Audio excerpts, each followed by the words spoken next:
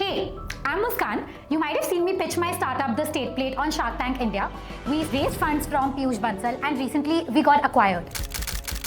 And now I am standing at another wild point in my life. I'm trying to choose between Stanford and Harvard for an MBA. Feels a little unreal the way that it's happening. Yup, I got into both and now I'm making the difficult choice of choosing between one. But let me try to tell you how it all happened. So after the entire startup ride, I decided to take a step back and focus on myself a little bit more. That's when I thought I should do an MBA. I decided to take the GMAT, looked at a couple of online courses and started preparing online essentially.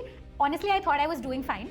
And then came my first attempt and definitely wasn't doing fine because I wasn't even able to complete the test on the data insights section. I barely attempted 14 out of 20 questions and that really took a big toll on my confidence.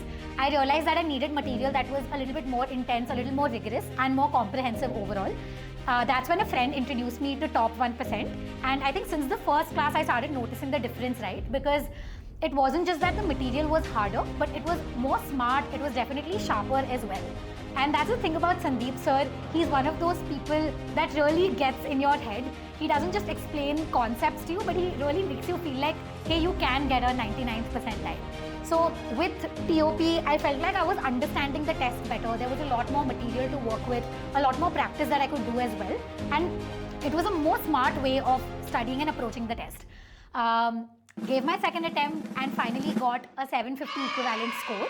And of course, a couple of months later, the admits started pouring in. For me, Top 1% really made all the difference. So genuinely super thankful to them for being instrumental at this journey or GMAT point of my life.